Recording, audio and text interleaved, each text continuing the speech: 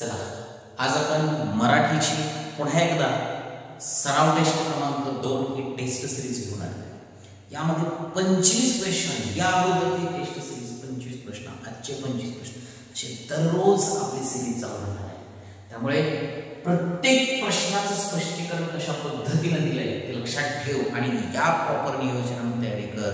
लक्षात ठेव, व्यवस्थित नियोजन, फिक्स नियोजन, तर वर्दी फिक्स लक्षात ठेव, तरच आपल्याला हे काम करता येईल। लक्षात ठेवा। चला पाहूया पहिला प्रश्न। अशोक पतंग उडवतो या वाक्यातील प्रयोग कोणता? प्रयोगावरील प्रश्न आला पुन्हा एकदा लक्षात ठेवा। प्रत्येक प्रश्न पत्रिकेमध्ये प्रयोगावर प्रश्न आहे। अशोक पतंग उडवतो या वाक्यातील प्रयोग ओळखायचा आहे। प्रयोगाचे प्रकार आपण पाहिले होते, कर्तरी प्रयोग, कर्मणी प्रयोग आणि भाव्य प्रयोग असे प्रयोगाचे प्रकार आहेत। त्यातला प्रयोग ओळखायचा। बघा प्रयोग कसा ओळखायचा? अशोक पतंग उडवतो या वाक्यामध्ये मी काल तुम्हाला सांगितलं होतं, पाठीमागच्या लेक्चरमध्ये तुम्हाला सांगितलं होतं की क्रियापदाला नाम प्रत्यय लावायचा। उडवणारा कोण? पतंग उडवणारा कोण? लक्षात ठेवा। आपल्याला उत्तर मिळालं अशोक। अशोक हा वाक्यातील कर्ता झाला। अशोक हा वाक्यातील कर्ता असेल। आता पतंग उडवणारा कोण आहे? तर अशोक, आणि उडवण्याची क्रिया घडली कोणावर? तर पतंगावर। आणि मग वाक्यामध्ये जे कर्म आहे ते आहे वाक्यातलं कर्म पतंग। लक्षात ठेवा, पतंग हे काय वाक्यातलं कर्म आहे, अशोक हा कर्ता आहे आणि या वाक्यामध्ये उडवतो हे क्रियापद आहे। लक्षात ठेवा, म्हणजे ज्या वाक्यामध्ये कर्म असतं त्याला म्हणतात सकर्मक कर्तरी प्रयोग, ज्या वाक्यामध्ये कर्म नसतं त्याला म्हणतात अकर्मक कर्तरी प्रयोग। या वाक्यामध्ये कर्म आहे पतंग, म्हणून आपलं वाक्य असेल, या प्रश्नाचं बरोबर उत्तर पर्याय क्रमांक 2 असेल सकर्मक कर्तरी प्रयोग। लक्षात ठेवा। पाहूया पुढचा प्रश्न, प्रश्न क्रमांक 2। विदुषी या शब्दाचे पुल्लिंगी रूप ओळखा। विदुषी या शब्दाचे पुल्लिंगी रूप ओळखायचं आहे। बघा विदुषी याचं पुल्लिंगी रूप असेल विदेशी, विद्यार्थी, विद्वान आणि विदूषक। काय असेल? विदूषक। विदुषीचं पुल्लिंगी रूप असेल विदूषक आणि विदूषकचं स्त्रीलिंगी रूप असेल विदुषी। लक्षात ठेवा। पाहूया पुढचा प्रश्न। मेधावी म्हणजे काय? मेधावी या प्रश्नाचा आपल्याला या शब्दाचा अर्थ पाहायचा आहे। मेधावी म्हणजे काय? तर यासाठी असेल पर्याय क्रमांक 1, त्यालाच प्रज्ञावंत असं म्हटलं जातं। मेधावीचा अर्थ असेल बाळांनो, पुण्यवंत नाही, बलवंत नाही, गुणवंत नाही, तर त्याचा असेल प्रज्ञावंत, मेधावी म्हणजे। ठीक आहे, चला पाहूया पुढचा प्रश्न।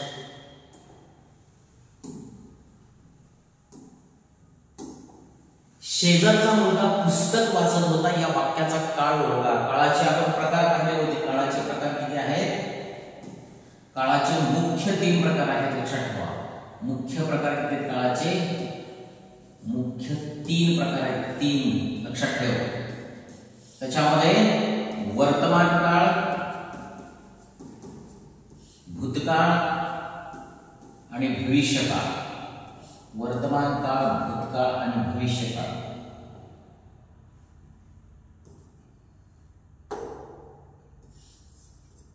भविष्यकाळ हे काळाचे 3 प्रकार आहेत। आणि आता जे आपल्याला पर्याय दिले आहेत ते याचे सब टाइप दिलेले आहेत। या प्रत्येक काळाचे 4 उपप्रकार आहेत। साधा वर्तमान काळ, साधा भूतकाळ, साधा भविष्यकाळ। साधा वर्तमान काळ जे आहे साधा वर्तमान काळ, पूर्ण वर्तमान काळ, अपूर्ण वर्तमान काळ, पूर्ण अपूर्ण वर्तमान काळ, ज्या पद्धतीने इंग्रजीमध्ये आहे simple present, present continue, present perfect continue, same त्याच पद्धतीने याच्यामध्ये दिलेलं आहे। मग आता शेजारचा मुलगा पुस्तक वाचत होता। लक्षात ठेवा, वाचत होता। ज्यावेळेस वाक्यामध्ये मी तुम्हाला पाठीमागच्या लेक्चरमध्ये सांगितलं होतं खेळत, वाचत, बसत, उठत, सांगत, म्हणत, बोलत असे जर शब्द असतील तर तो काळ नेहमी अपूर्ण असतो। तो काळ अपूर्ण असतो, पण तो वर्तमान, भूतकाळ की भविष्यकाळ हे कशावरून ठरवायचं? सो लक्षात ठेव, या वाक्यामध्ये आलेलं आहे होता। होता हे भूतकाळामध्ये जातं, आहे प्रेझेंट मध्ये असतं, आहे हे वर्तमान काळामध्ये असतं, होता हे भूतकाळामध्ये आहे, असेल हे भविष्यकाळामध्ये। हे होता याच्यासाठी इंग्रजी शब्द आहे वॉज। लक्षात ठेव, आणि म्हणून हे होता, म्हणून हा या वाक्याचं जो काळ असेल तो कोणता असेल? अपूर्ण भूतकाळ असेल, पूर्ण भूतकाळ असेल, साधा भूतकाळ असेल की रीती वर्तमान काळ असेल, तर याचा असेल अपूर्ण भूतकाळ. कोणता असेल? पर्याय क्रमांक 1 अपूर्ण भूतकाळ असेल. लक्षात ठेव. अजून एकदा लक्षात ठेव, वाचत सांगत बसत उठत बसत सांगत या अशी जर वाक्यामध्ये क्रियापद असतील तर तो काळ नेहमी अपूर्ण असतो. मग तो अपूर्ण वर्तमान काळ, अपूर्ण भूतकाळ की अपूर्ण भविष्यकाळ हे वाक्यामध्ये येणारे जे आपण सहाय्यकारी क्रियापद म्हणतो त्याच्यावरून ठरवावं लागेल. होता, होते, आहे, आहेत, असतील याच्यावरून ठरवावं लागेल. म्हणून हा असेल अपूर्ण भूतकाळ. ठीक आहे. पाहूया पुढचा प्रश्न. सासवा हे कोणत्या शब्दाचे अनेक वचन आहे? लक्षात ठेवा. सासवा, सासवा हे कोणत्या शब्दाचे अनेक वचन आहे? पहा, सासवा हे कोणत्या शब्दाचे अनेक वचन आहे? या अशा प्रकारचे प्रश्न आपल्याला सोडवणं खूप गरजेचं आहे. सासवा योग्य उत्तर कमेंट्स मध्ये पाठवायचं आहे.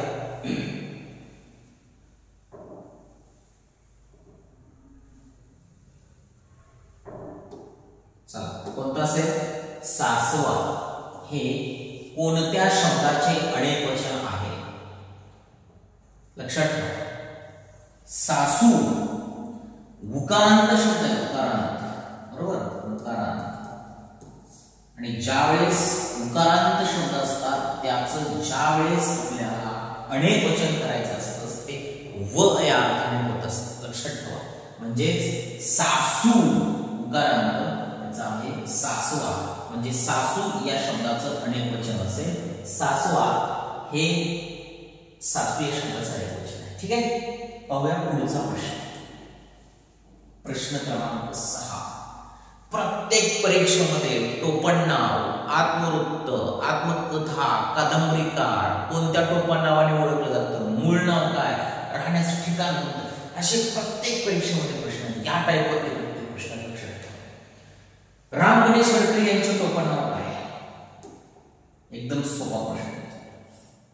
राम गणेश गडकरी.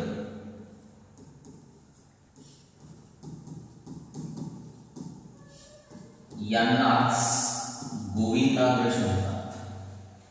आणि या टोपणनावाने कोणाला ओळखतात किंवा यांचं पूर्ण नाव काय? आणि या टोपणनावाने आत्माराम रावजी देशपांडे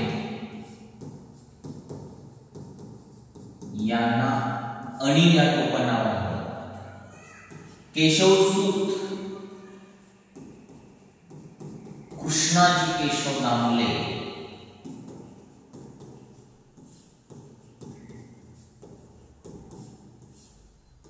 आणि बालकवी म्हणून कोणाला ओळखतात? लक्षात ठेवा. हा प्रश्न अनेक वेळा एक्झामला विचारला जातो. बालकवी त्र्यंबक बापूजी ठोंबरे हे लक्षात ठेवा. गोविंदाग्रज हे टोपणनाव कोणाचं आहे? राम गणेश गडकरी. अनिल आत्मारामरावजी देशपांडे, केशवसूत कृष्णाजी केशव दामले आणि बालकवी कोणाला म्हणतात? त्र्यंबक बापूजी ठोंबरे. यांची टोपणनाव पाठ करून ठेवा. 100% परीक्षेमध्ये प्रश्न याच्यावरती आहेच. टोपणनाव पाठ करून ठेवा. ठीक आहे. पाहूया पुढचा प्रश्न. धवलकीर्ती हे कोणत्या समासाचे उदाहरण आहे? धवलकीर्ती. धवलकीर्तीचा समास, समासाचे टाईप आपल्याला माहिती आहे. समासाचे कोण टाईप आहे?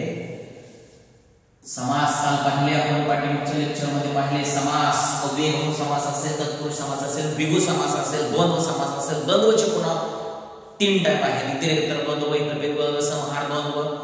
द्विगु समास पहिलं पद हे जर संख्या विशेषण असेल तर त्याला द्विगु समास म्हणतात. हे पाहिलं होतं आपण. अव्ययभाव समास कशाला म्हणायचं? दिलेल्या शब्दातील पहिलं पद महत्त्वाचं असेल तर त्याला अव्ययभाव समास म्हणतात. दिलेल्या शब्दातील दुसरं पद महत्त्वाचं असेल तर त्याला तत्पुरुष समास म्हणतात. आणि द्विगु समास हे संख्या विशेषण पहिलं पद आणि द्वंद्व समासाचे पुन्हा 3 टाईप पडतात. त्याच्यामध्येच पाहिलं होतं आपण. द्वंद्व समासामध्ये इतरेतर द्वंद्व, समाहार द्वंद्व आणि वैकल्पिक द्वंद्व. तर याचं बघा, याची जर फोड केली तर पहिलं पद याच्यामध्ये धवलकीर्ती हा जो समास आहे कर्मधारय समास. द्विगु समास घेणार नाही कारण पहिलं पद त्याच्यामध्ये संख्या विशेषण द्वंद्व समासामध्ये येणार नाही. आणि व किंतु परंतु याने तो समास केला जातो तो याच्यामध्ये नाही. आणि मग अव्ययभाव समास याच्यामध्ये पहिलं पद असायला पाहिजे महत्वाचं गवल कीर्तीमध्ये. म्हणून आपला समास असेल कर्मधारय समास. चल पाहूया पुढचा प्रश्न. त्याने घराजवळ गाडी उभी केली या वाक्यातील कर्म ओळखा. वाक्यातील कर्म ओळखायचं असं ज्याच्यावर क्रिया केली जाते त्याला कर्म म्हणतात. त्याने वाक्यातील कर्ता घराजवळ गाडी उभी केली या वाक्यामध्ये आहे गाडी. कशावरती क्रिया केली गेली? गाडीवरती क्रिया केली म्हणून गाडी हे कर्म आहे. त्याने हा कर्ता आहे, वाक्यामध्ये कर्ता आहे, वाक्यामध्ये कर्म आहे. आणि अशा प्रकारचं वाक्य असेल तर त्याला आपण म्हणतो सकर्मक कर्तरी प्रयोग. लक्षात ठेव. वाक्यात कर्म नसेल तर त्याला म्हणतो अकर्मक कर्तरी प्रयोग. मग या वाक्यामध्ये कर्म कोणतं आहे? गाडी हे कर्म आहे. पर्याय क्रमांक 2 हे आपलं बरोबर उत्तर आहे. तर जाऊया पुढच्या प्रश्नाकडे. प्रश्न क्रमांक 9.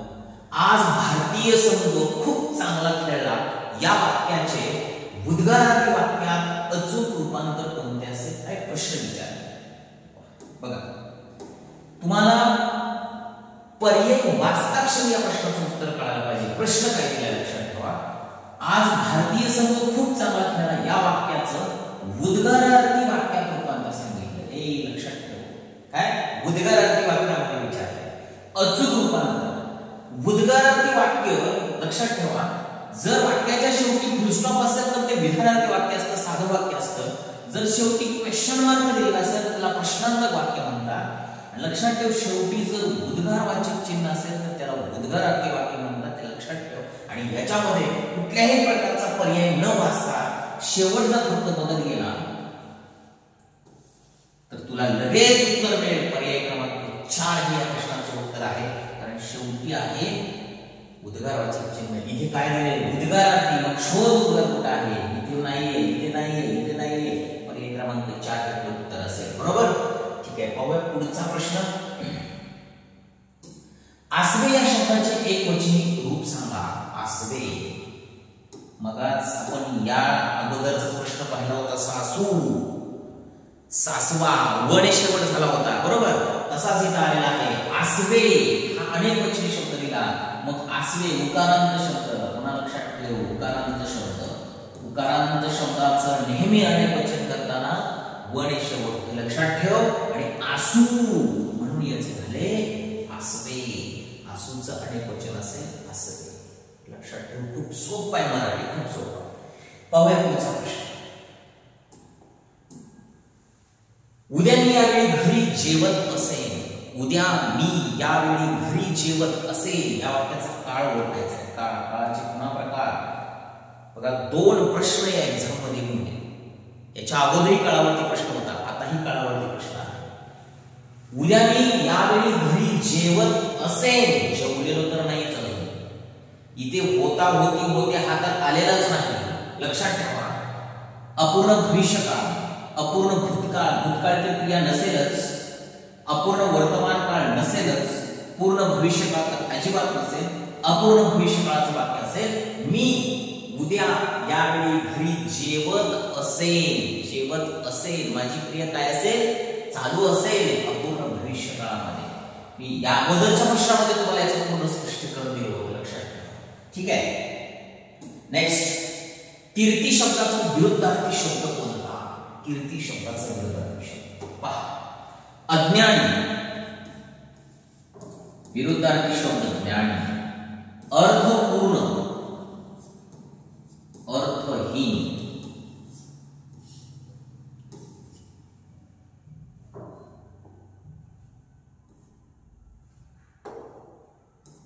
अपकीर्ती, कीर्ती. आणि लक्षात ठेव मित्र हे कीर्ती हा शब्द नेहमी असाच लिहितात. हा शुद्ध शब्द आहे कीर्ती. कीर्ती शब्द जर तुम्ही असा लिहित असाल तर तो शब्द चुकीचा आहे. कीर्ती हा शुद्ध शब्द असाच लिहिला जातो हे लक्षात ठेव. कुठेतरी तुझ्या वहीमध्ये व्यवस्थित नोट करून ठेव. कीर्ती हा शब्द असा बरोबर आहे. असाच कीर्ती शब्द लिहिला जातो. ठीक आहे. अनास्था, आस्था. अज्ञानीचा विरुद्धार्थी शब्द ज्ञानी. अर्थपूर्णचा अर्थहीन. अपकीर्ती विरुद्धार्थी शब्द आहे. आपल्याला पाहायचा आहे कीर्तीचा विरुद्धार्थी शब्द असेल तो अपकीर्ती. पर्याय क्रमांक 4 हे आपलं बरोबर उत्तर असेल. 3 पर्याय क्रमांक 3 हे आपलं बरोबर उत्तर असेल. पाहूया पुढचा प्रश्न. प्रतिगामी या शब्दाचा विरुद्धार्थी शब्द. बघा परीक्षेमध्ये प्रश्न विचारण्याची पद्धत टीसीएस जर घेतलं तर बऱ्यापैकी त्याच्यामध्ये समानार्थी विरुद्धार्थी शब्दांवरती फोकस आहे, काळांवरती फोकस आहे, समास आहे. मराठी व्याकरणामध्ये करल तेवढं कमी लक्षात ठेव, करल तेवढं कमी मराठी, एवढं डिटेल्स मध्ये मराठी व्याकरण आहे. आणि आपण प्रत्येक स्पेशल टॉपिक मध्ये हे घेऊनच येणार आहे. प्रत्येक स्पेशल टॉपिक मध्ये प्रत्येक टॉपिकवर आपला एक व्हिडिओचा लेक्चरचा व्हिडिओ असं लक्षात ठेव. ठीक आहे. प्रतिगामी विरुद्धार्थी शब्द चिरकाल, त्याला आपण म्हणतो क्षणभंगूर, चिरकाल न टिकणे. अनुयायी, पुढारी. देशद्रोही, देशभक्त. पुरोगामी त्यालाच आहे प्रतिगामी. आपले या प्रश्नाचं बरोबर उत्तर असेल पर्याय क्रमांक 4 पुरोगामी या प्रश्नाचं बरोबर. ठीक आहे. पुढचा प्रश्न. कर्णाची उदारता आणि अभिमन्यूचे शौर्य पाहिले की मनाला आनंद होतो या वाक्यातील भाववाचक नाम ओळखायचं आहे. लक्षात ठेव, भाववाचक नाम कसे ओळखायचे. भाववाचक नाम एखादी वस्तू असेल, एखादी निर्जीव वस्तू असेल, पशु असेल, प्राणी असेल, यांच्यामधला जर एखादा गुण दर्शवत असेल तर त्याला भाववाचक नाम म्हणतात. हे लक्षात ठेव. चांगुलपणा असेल, धैर्य असेल, सौंदर्य असेल, उदारता असेल, हे त्याच्यामधला जो चांगला गुण दर्शवतो त्याला भाववाचक नाम म्हणतात. मग या ठिकाणी कर्णाची उदारता आणि अभिमन्यूचे शौर्य मी आधीच सांगितले. एखाद्या व्यक्तीचं असेल, एखाद्या वस्तूचं असेल, एखादे प्राणी असेल, पशु असेल, यांच्यामधला जो गुण दर्शवला जात असेल तर तो भाववाचक नामामध्ये असतो. मग इथे दिला प्रश्न आपल्याला कर्णाची उदारता. मग सुन्या काय दिलंय? कर्णाची उदारता. कर्ण आहे, नाम आहे, आणि अभिमन्यू नाम आहे, त्याच्याबद्दल दिलाय शौर्य. म्हणजे कर्णाची उदारता आणि अभिमन्यूचे शौर्य पाहिलं की मनाला आनंद होतो. या वाक्यातले भाववाचक नामाची जोडी शोधायची आहे. मग उदारता याच्यामध्ये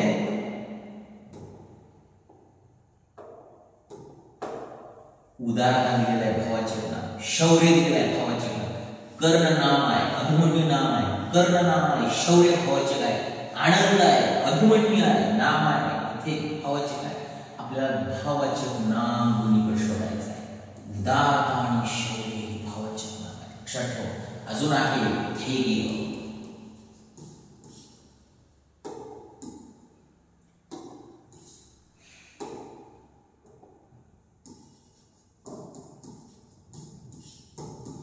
सौंदर्य,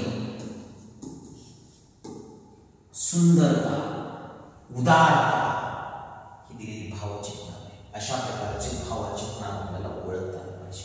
त्याच्याबद्दल सांगितलेला गुण कोणता आहे हे म्हणजेच आपलं भाववाचक नाम आहे. हे लक्षात ठेव. हे आपला प्रश्न कधीही चुकला नाही पाहिजे. खूप महत्त्वाचे प्रश्न आहेत या घटकावरती असणारे. ते जर आपले प्रश्न बरोबर आले तर 100% आपल्याला त्याच्यामध्ये मार्क्स मिळतील. वात्सल्य असेल, चांगुलपणा आहे, चांगुलपणा त्याच्यामध्ये आहे, चांगुलपणा या प्रकारची आपल्याला भाववाचक नामं परीक्षेमध्ये आली तर सांगता आली पाहिजे, लिहिता आली पाहिजे, प्रॉपर स्टडी पाहिजे, व्यवस्थित प्लॅनिंग पाहिजे, प्लॅनिंगने स्टडी केला पाहिजे. प्रत्येक टॉपिक आपण केल्यानंतर त्या टॉपिक मधला प्रत्येक प्रश्न आपल्याला सुटला पाहिजे. सुटत नसेल तर प्रॅक्टिस करत, प्रॅक्टिस मेक्स मॅन परफेक्ट. लक्षात ठेव. सरावाने माणूस परिपूर्ण घडतो आणि संघर्ष माणसाला घडवतो पण आपलं भविष्य घडवतो. हे लक्षात ठेव, विसरू नको. जो संघर्ष करेल त्याचं भविष्य चांगलं घडेल. लक्षात ठेव. आणि त्यासाठी मराठीमध्ये आउट ऑफ मार्क घेण्याची तयारी तुझ्यामध्ये असली पाहिजे. लक्षात ठेव. पाहूया पुढचा प्रश्न. पुढीलपैकी कोणता शब्द रावा शब्दाचा समानार्थी शब्द नाही आणि आपण परीक्षेमध्ये प्रश्न सोडवत असताना खूप छान प्रकारची एक चूक करत असतो. ती कोणती? पुढीलपैकी कोणता शब्द रावा शब्दाचा समानार्थी शब्द? रावा शब्दाचा समानार्थी शब्द आणि लगेच आपण पाहतो पर्याय क्रमांक 1 गोल करून टाकतो. शेवटपर्यंत प्रश्न वाच, शेवटपर्यंत प्रश्न वाच. काय म्हटलं? रावा शब्दाचा समानार्थी शब्द नाही. इथपर्यंत जोर दे, शेवटच्या प्रश्नापर्यंत जोर दे. नाही. रावा शब्दाचे समानार्थी शब्द लक्षात ठेवा. रावा शब्दाचे समानार्थी शब्द शूक, पोपट, राघू हे रावा शब्दाचे समानार्थी शब्द आहेत. आणि पल्लव या शब्दाचे समानार्थी शब्द पान, पत्र. हे पल्लव म्हणजे पान ज्याला आपण म्हणतो, पानाचे समानार्थी शब्द त्याच्यामध्ये आहेत. हे आपल्याला माहित असणं गरजेचं आहे. पान, पत्र, पर्ण हे याचे समानार्थी शब्द लक्षात ठेव, लिहून ठेव, वही कर. समानार्थी शब्द आतापर्यंत झालेल्या सगळ्या प्रश्नपत्रिकेत हे समानार्थी शब्द करून ठेव, उपयोगी पडतील. लक्षात ठेव. तर याच्यामध्ये शुक, राघू आणि पोपट हे रावाचे समानार्थी शब्द आहेत. पल्लव हा रावाचा समानार्थी शब्द नाही, तो आहे पानाचा. पान, पर्ण, पत्र याचा समानार्थी शब्द. ठीक आहे. नेक्स्ट, सभेत पत्रिके वाटली गेली हे कोणत्या प्रयोगाचे उदाहरण आहे? प्रयोगाचे प्रकार कर्तरी, कर्मणी, भावे असे प्रयोग आहेत. लक्षात ठेवा. सकर्मकर्तरी प्रयोग, अकर्मकर्तरी प्रयोग, कर्मकर्तरी प्रयोग असे अनेक. सभेत पत्रिके वाटली गेली जिथे कर्त्याला महत्वच नाही किंवा कर्ता त्या वाक्यामध्ये वगळून टाकून कर्मावरती विशेष शब्द दिला गेला. लक्षात ठेवा. म्हणजे सभेत पत्रिके वाटली गेली या वाक्यामध्ये कर्ता स्पष्ट नाही आणि जेव्हा वाक्यामध्ये कर्ता स्पष्ट नसतो किंवा कर्माला प्राधान्य दिलं जातं, कर्माला प्राधान्य दिलं जातं, कर्ता वाक्यामध्ये स्पष्ट नसतो, या वाक्यामध्ये कर्ता स्पष्ट नाही, सभेत पत्रके वाटली गेली, पत्रके वाटली गेली, जेव्हा कर्माला महत्व दिलं विशेष तेव्हा त्याला म्हणतात कर्मकर्तरी प्रयोग. लक्षात ठेव. पर्याय क्रमांक 4 आपलं उत्तर असेल. सकर्मकर्तरी तर मी आधीच सांगितलं, जर वाक्यामध्ये कर्म असेल तर तो सकर्मकर्तरी असतो. शक्य कर्मणी, ज्यावेळेस तुला शक्यता दर्शवत असेल तर शक्य कर्मणी, तो आपण डिटेल्स टॉपिक मध्ये पाहणारच आहे. भावकर्तरी प्रयोग भावे प्रयोगामध्ये काय करते लक्षात ठेवा. प्रश्न क्रमांक 17, त्यांनी पत्रातून सर्व वृत्त कळवले. बघा प्रश्न काय दिला? त्यांनी पत्रातून सर्व वृत्त कळवले. कुणाला? भाऊजईला. कंसातील शब्दाचे पुल्लिंगी रूप ओळखा. कंसात दिलेला शब्द आहे भाऊजई. त्यांनी भाऊजईला पत्रातून कळवले, सर्व वृत्त पत्रातून कळवले. आणि याच्यातला पुल्लिंगी शब्द आपल्याला ओळखायचा आहे, म्हणजे कंसातील शब्दाचे पुल्लिंगी रूप. कंसात दिलेला आहे भाऊजई, त्याचं पुल्लिंगी रूप म्हणजे ती भाऊजई म्हणजे आपली वहिनी असेल आणि वहिनीचा पती म्हणजे आपला भाऊ असेल. म्हणून या प्रश्नाचं उत्तर असेल पर्याय क्रमांक 3 भावाला. लक्षात ठेव. पत्रातून सर्व उत्तर कळवले ते आपल्या भावाला, भाऊजईला कळवलं आणि त्याचं पुल्लिंगी रूप आहे भाव. ठीक आहे. नेक्स्ट, गोत्यात आणणे या वाक्यप्रचाराचा योग्य अर्थ शोधा. गोत्यात आणणे, अंतर राखणे, लांब ठेवणे, दूर ठेवणे, अडचणीत टाकणे. गोत्यात आणणे करेक्ट. अडचणीत आणणे हा आपला पर्याय क्रमांक 2 असेल. संतुष्ट असणे, तृप्त असणे म्हणजे संतुष्ट असणे. लक्षात ठेवा. पाहूया नेक्स्ट.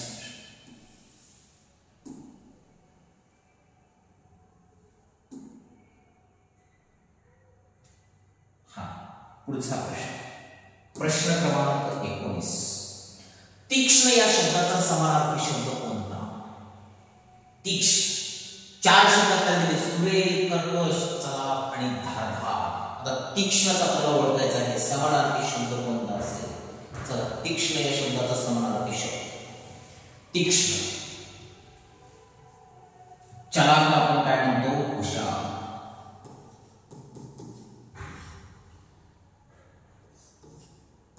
तीक्ष्ण म्हणजे धारधार.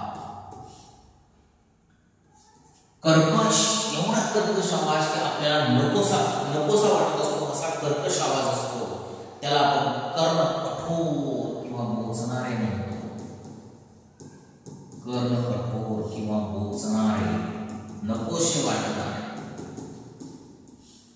बरोबर. सुरेख, मधुर, गोड असा त्याला समानार्थी शब्द आपण घेत असतो. लक्षात ठेवा, सुरेख म्हणजे गोड, सुरेख. विचार आपला तीक्ष्ण, धारदार. पर्याय क्रमांक 4 हे आपल्या प्रश्नाचं बरोबर उत्तर असेल. पर्याय क्रमांक 4 धारदार समानार्थी शब्द. ठीक आहे, पाहूया पुढचा प्रश्न. प्रश्न क्रमांक 19 झाला. आता पाहूया 20 नंबरचा प्रश्न. वाह. अष्टप्रहर हा कोणत्या प्रकारचा समास आहे? समास पाठीमागच्या लेक्चरमध्ये तुला सांगितले की समास कोणते आहे. याच्या अगोदर समासावरती प्रश्न लिहिले. समासावरती प्रत्येक परीक्षेला प्रश्न हा येतो. समास चांगलेच करून ठेवायचे. ठीक आहे. ज्या वाक्यामध्ये पहिलं पद हे संख्या विशेषण असतं त्याला आपण म्हणतो द्विगु समास. कोणता समास? द्विगु समास. अष्टप्रहर. अष्ट, अष्ट म्हणजे 8. द्वंद्व समास सांगितला तुम्हाला कसा आहे, द्विगु समास सांगितला कसा आहे, बहुव्रीही सांगितला, तत्पुरुष समास. लक्षात ठेवा, 8 प्रहरांचा समूह. 8 प्रहरांचा समूह त्याला म्हणतो आपण अष्टप्रहर. आणि मग ज्या समासामध्ये पहिलं पद हे संख्या विशेषण असतं, संख्या आठवते, तो समास नेहमी द्विगु असतो. लक्षात ठेवा. पर्याय क्रमांक असेल 2. या प्रश्नाचं बरोबर उत्तर द्विगु समास. ठीक आहे, पाहूया पुढचा प्रश्न. प्रश्न क्रमांक 21. काळे पाणी या पुस्तकाचे लेखक कोण? प्रत्येक परीक्षेला पुस्तक, कादंबरी, आत्मवृत्त, आत्मकथा प्रश्न आहे. करूनच ठेवा. चला. विदा सावरकर, व्यंकटेश माडगुळकर, साने गुरुजी, श्री ना पेंडसे असे वेगवेगळे याच्यामध्ये लिहिलेले काही पुस्तके आहेत. तर आपल्याला याच्यामध्ये पाहायचे आहे. आता काळे पाणी हे पुस्तक कोणी लिहिले? लक्षात ठेवा, विदा सावरकर. 1936 मध्ये पुस्तक लिहिण्यात आलं आणि 1937 ला ते प्रत्यक्षात पुस्तक स्वरूपामध्ये बाहेर पडलं. विनायक दामोदर सावरकर, विदा सावरकर यांनी पुस्तक लिहिलं. व्यंकटेश माडगुळकरांची पुस्तकं तुम्हाला माहित असतील. साने गुरुजींचं पुस्तक तुम्हाला माहित असेल. श्यामची आई हे पुस्तक खूप गाजलेलं पुस्तक आहे. श्यामची आई हे पुस्तक त्यांनी लिहिलेलं आहे. व्यंकटेश माडगुळकरांची वेगवेगळी पुस्तके आहेत. श्री ना पेंडसेंची वेगवेगळी पुस्तके आहेत. काळे पाणी हे अनेक वेळा आलेला प्रश्न परीक्षेला. लक्षात ठेवा. त्याच्यानंतर गहेचे पाणी एक आहे बघा, प्रक्रिया यांचं पुस्तक. लक्षात ठेवा, पुस्तक लक्षात ठेवा. पुढचा प्रश्न पाहूया. उपरा ही आत्मकथा कोणाची? उपरा हे आत्मवृत्त कोणाचे? उपरा ही आत्मकथा कोणाची? लक्षात ठेवा. उपरा लक्ष्मण माने. दया पवार यांचा आत्मवृत्त बलूत. दया पवार. शंकरराव खरात, तराळ अंतराळ. तराळ अंतराळ हे शंकरराव खरात. डॉक्टर नरेंद्र जाधव, माझा बाप आणि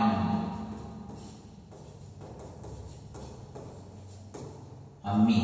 आमचा बाप आणि आम्ही हे जे लिहिलेलं पुस्तक आहे हे डॉक्टर नरेंद्र जाधव यांचे पुस्तक. लक्षात ठेवा, हे आत्मकथा लक्षात ठेवा.